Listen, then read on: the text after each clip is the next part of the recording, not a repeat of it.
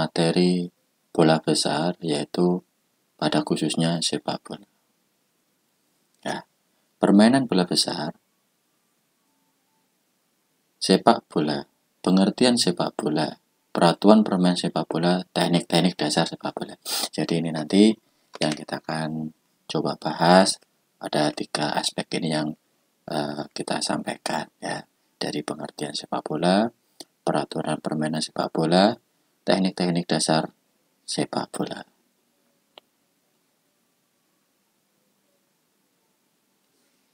Oke, berikutnya pengertian sepak bola.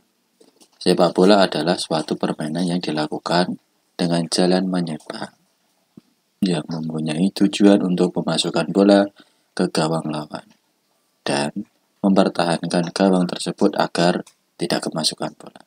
Jadi, pengertian dalam sepak bola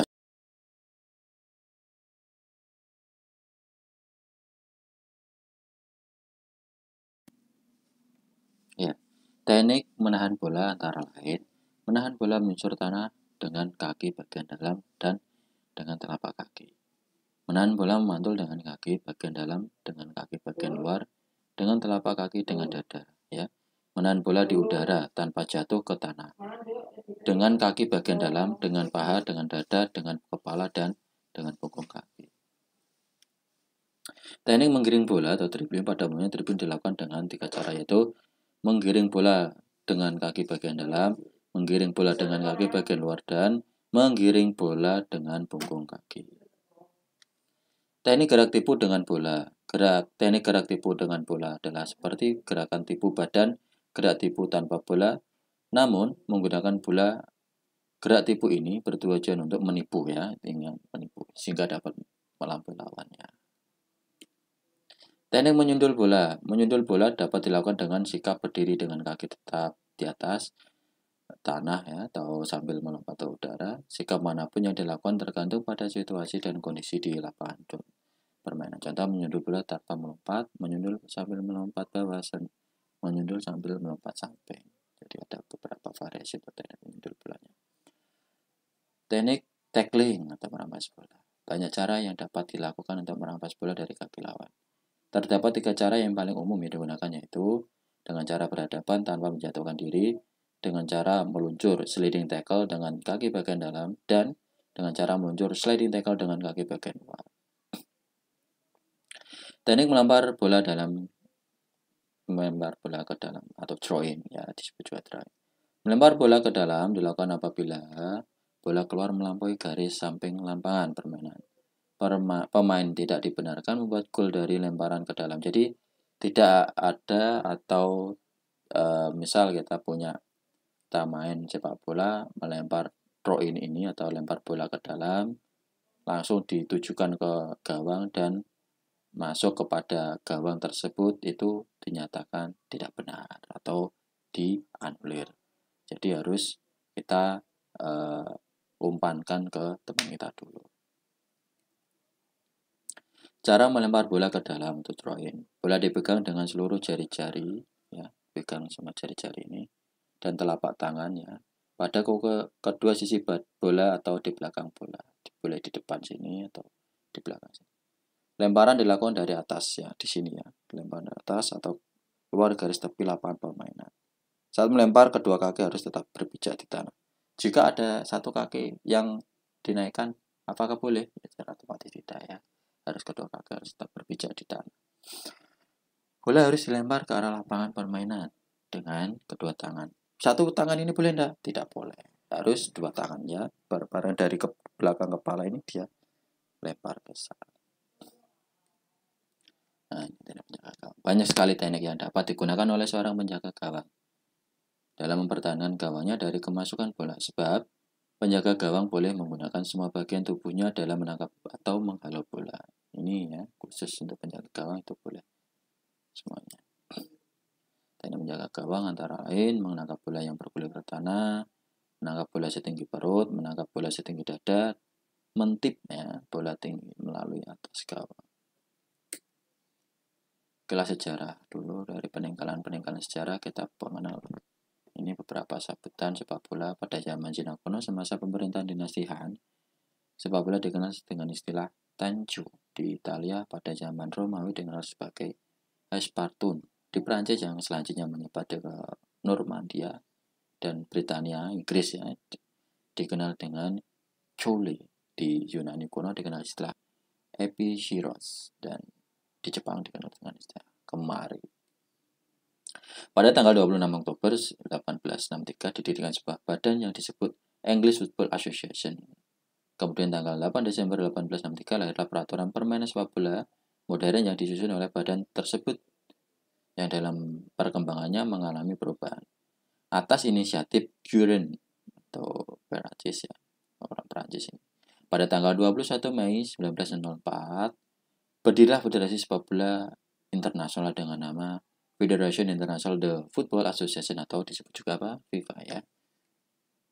Atas inisiatif Julius Rimet pada tahun 1930 diselenggarakan kejuaraan dunia sepak bola pertama ya di Montevideo, Uruguay. Karena jasanya maka mulailah tahun 1946 Piala Dunia tersebut dinamakan Julius Rimet Cup. Nah, kejuaraan pertama dunia ini ya dikatakan nanti akan ada pertanyaan seperti itu.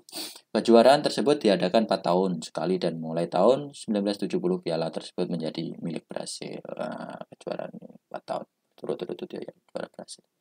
Sebab negara ini telah berhasil memenangkan piala tersebut sebanyak 3 kali. Jadi 4 tahun itu ya dari 1946 itu didirikan pertama kalinya atau juara pertama kalinya berhasil sudah 3 kali menyabet kejuaraan tersebut. Di Indonesia sendiri tanggal 19 April 1930 dibentuk Persatuan Sepak Bola Seluruh Indonesia atau PSSI yang kita kenal saat ini kan di Yogyakarta dengan dukungan seluruh bon ya, di seluruh dengan bon atau pengurus PSSI pertama kali diketuai oleh Insinyur Suratin. Nah, Suratin Sosron Gondo. Jadi kalian pasti tahu pada Piala Suratin pas itu inilah beliau dulu yang pertama kali ketua PSSI. Untuk menghargai jasa-jasa Insinyur Suratin dalam upaya membina dan mempertahankan berdirinya PSSI maka mulai tahun 1966 diadakan kejuaraan sepak bola di tingkat taruna remaja dengan nama Piala Suratin atau Suratin Cup. Ya, jadi inilah Suratin itu siapa? Jadi ya ada Piala Suratin itu siapa? Tahu nah ini Insinyur Suratin itu adalah pengurus pertama kali ya, ketua PSSI yang pertama itu adalah Insinyur Suratin Sosro Gondo. Nah ini tugasnya ya. 1 ya, bermain sepak bola dimainkan 2 babak lama waktunya 2 kali 40 menit. Apabila antara babak pertama ataupun babak kedua terjadi kelebihan waktu, misalnya 48 menit, di mana pada saat kelebihan waktu permainan tersebut terjadi gol. Apa tindakan wasit dalam memutuskan kejadian? Apakah gol tersebut dianulir atau dibatalkan atau tetap berlaku? Beri penjelasan Anda sesuai dengan peraturan permainan sepak bola yang berlaku. Yang kedua, dalam suatu pertandingan sepak bola di mana usaha pemain penyerang untuk mencetak gol tanpa terhalang oleh pemain bertahan termasuk penjaga gawang dan bola tersebut dapat diprediksi 100% akan masuk. Tiba-tiba sebelum bola tersebut masuk ke gawang ada seekor anjing atau penonton memasuki lapangan permainan dan menghentikan bola tersebut sehingga gol tidak terjadi. Apa tindakan wasit terhadap kejadian tersebut? Apakah bola tersebut dapat dinyatakan masuk atau bola tidak masuk? Beri penjelasan Anda sesuai dengan peraturan permainan sepak bola yang berlaku. Nah, jadi ada 2 analisis ya, nanti kalian coba pahami. Dan yang ketiga ini adalah betul-betul pernyataan atau semacam kuis bisa dimasukkan juga nanti saat tugas ya. Yang pertama sebutkan macam-macam teknik gerakan tanpa bola dalam permainan sepak bola. Yang kedua, sebutkan macam-macam teknik gerakan dengan bola pada pola penyerangan. Sebutkan macam-macam teknik gerakan dengan bola pada bola pertahanan. Dan 4, jelaskan cara melakukan menggiring dan dilanjutkan dengan menembak ke gawang. Dan 5, jelaskan cara melakukan menggiring, mengontrol, dilanjutkan menembak ke gawang. Itu ya. Jadi selamat untuk mengerjakan pertanyaan-pertanyaan ini. Silakan bisa diskusi melalui WA atau yang lainnya. Sekian dan terima kasih. sendiri itu kita mencetak gol ya, gol ke gawang lawan dan berusaha mempertahankan gawang kita. Jadi dalam permainan sepak bola pada intinya seperti itu. Di dalam mainkan bola, setiap pemain diperbolehkan menggunakan seluruh anggota badan kecuali ya di sini tangan dan lengan. Jadi kalau pemain selain penjaga gawang itu tidak boleh ya.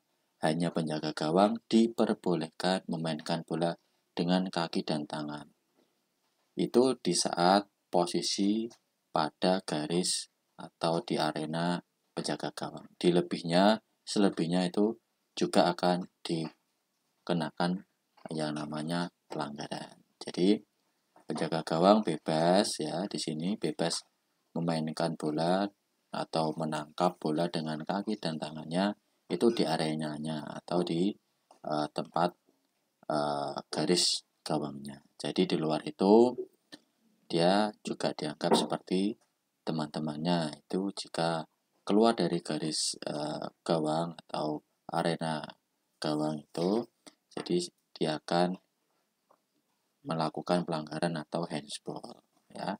Sepak bola merupakan permainan beregu, masing-masing regu terdiri dari 11 pemain.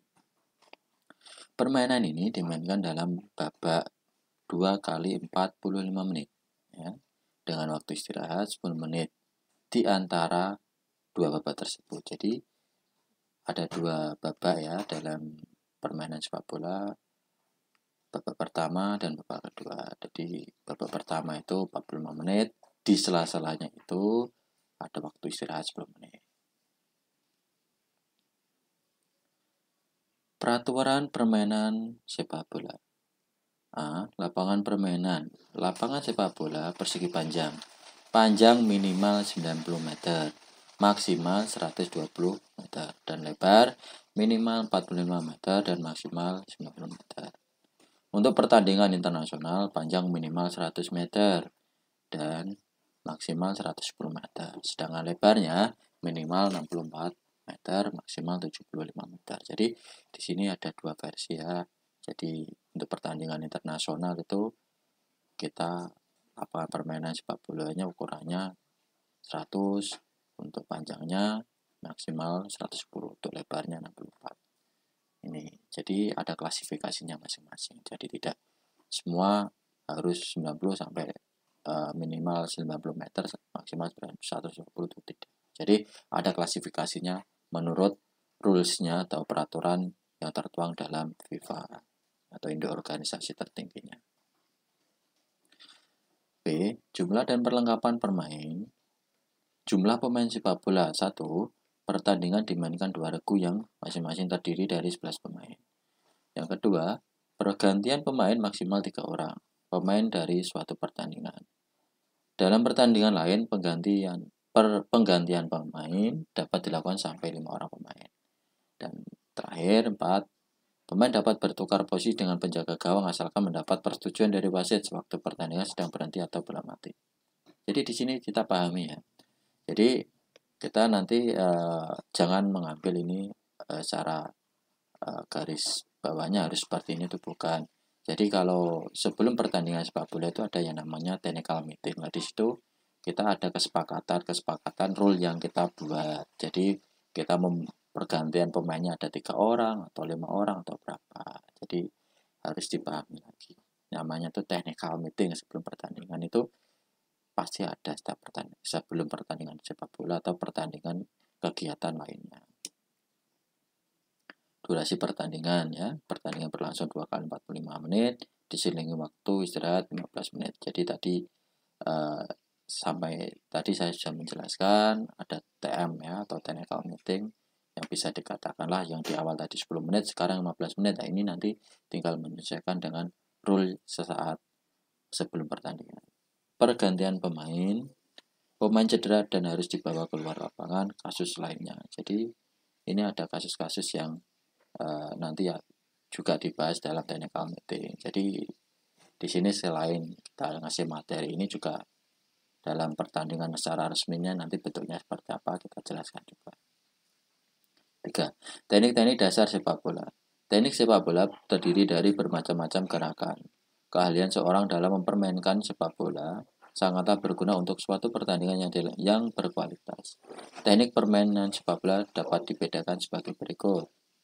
Nah, teknik tanpa bola atau teknik badan. Teknik badan adalah cara pemain menguasai gerak tubuhnya dalam permainan yang menyangkut cara berlari, cara melompat, dan cara gerak tubuh badan. Ini semacam kayak kita teknik tanpa bola ini bisa kayak semacam gerakan tipu lawan ya.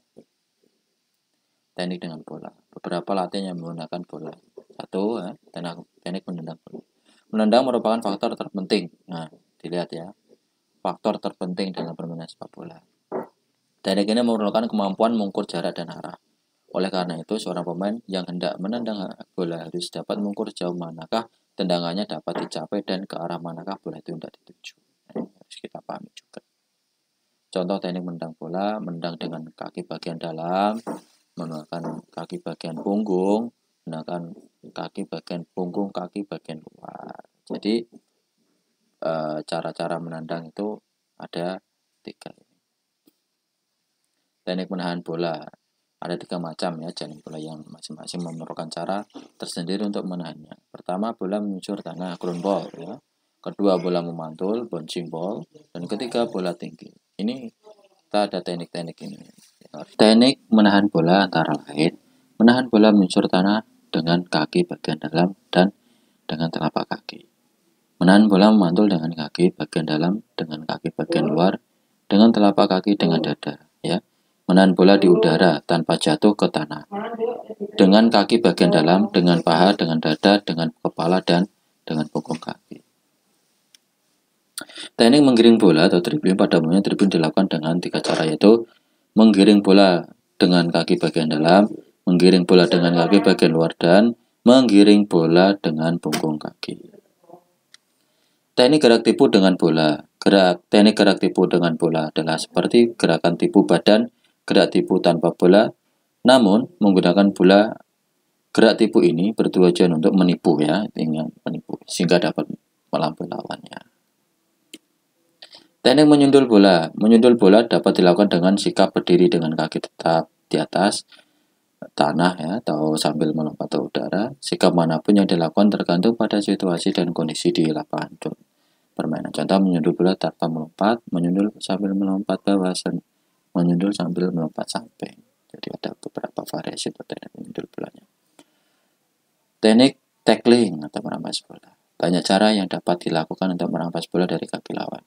Terdapat 3 cara yang paling umum yang digunakan, yaitu dengan cara berhadapan tanpa menjatuhkan diri, dengan cara meluncur sliding tackle dengan kaki bagian dalam, dan dengan cara meluncur sliding tackle dengan kaki bagian luar. Teknik melempar bola ke dalam atau throw-in ya, disebut juga throw-in. Melempar bola ke dalam dilakukan apabila bola keluar melampaui garis samping lapangan permainan. Pemain tidak dibenarkan membuat gol dari lemparan ke dalam. Jadi tidak ada atau misal kita main sepak bola, melempar throw-in ini atau lempar bola ke dalam, langsung ditujukan ke gawang dan masuk kepada gawang tersebut, itu dinyatakan tidak benar atau dianulir. Jadi harus kita umpankan ke teman kita dulu. Cara melempar bola ke dalam untuk throw-in. Bola dipegang dengan seluruh jari-jari ya, pegang sama jari-jari ini dan telapak tangan ya. Pada kedua sisi bola atau di belakang bola.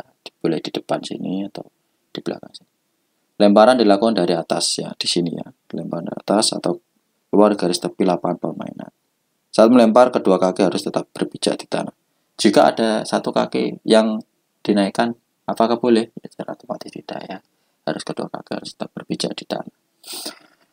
Bola harus dilempar ke arah lapangan permainan dengan kedua tangan. Satu tangan ini boleh enggak? Tidak boleh. Harus dua tangan ya. Bareng dari belakang kepala ini dia lempar ke sana. Nah, ini teknik penjaga gawang. Banyak sekali teknik yang dapat digunakan oleh seorang penjaga gawang dalam mempertahankan gawangnya dari kemasukan bola. Sebab Penjaga gawang boleh menggunakan semua bagian tubuhnya dalam menangkap atau menghalau bola. Ini ya, khusus untuk penjaga gawang itu boleh semuanya. Teknik menjaga gawang antara lain menangkap bola yang bergulir ke tanah, menangkap bola setinggi perut, menangkap bola setinggi dada, mentipnya bola tinggi melalui atas gawang. Kelas sejarah dulu, dari peninggalan-peninggalan sejarah kita mengenal. Ini beberapa sabetan sepak bola pada zaman Cina kuno semasa pemerintahan dinasti Han. Sepak bola dikenal dengan istilah Tanju. Di Italia pada zaman Romawi dikenal sebagai Espartun. Di Prancis yang selanjutnya menyebar ke Normandia dan Britania, Inggris ya, dikenal dengan Chole. Di Yunani kuno dikenal istilah Epichiros, dan di Jepang dikenal dengan istilah Kemari. Pada tanggal 26 Oktober 1863 didirikan sebuah badan yang disebut English Football Association. Kemudian tanggal 8 Desember 1863 lahirlah peraturan permainan sepak bola modern yang disusun oleh badan tersebut, yang dalam perkembangannya mengalami perubahan atas inisiatif Guerin atau Perancis ya, orang Perancis ini. Pada tanggal 21 Mei 1904 berdirilah Federasi Sepak Bola Internasional dengan nama Federation International de Football Association atau disebut juga apa? FIFA ya. Atas inisiatif Julius Rimet pada tahun 1930 diselenggarakan kejuaraan dunia sepak bola pertama ya di Montevideo, Uruguay. Karena jasanya maka mulailah tahun 1946 Piala Dunia tersebut dinamakan Julius Rimet Cup. Nah, kejuaraan pertama dunia ini ya, dikatakan nanti akan ada pertanyaan seperti itu. Kejuaraan tersebut diadakan 4 tahun sekali dan mulai tahun 1970 piala tersebut menjadi milik Brasil. Nah, kejuaraan ini 4 tahun turut-turut ya, juara Brasil.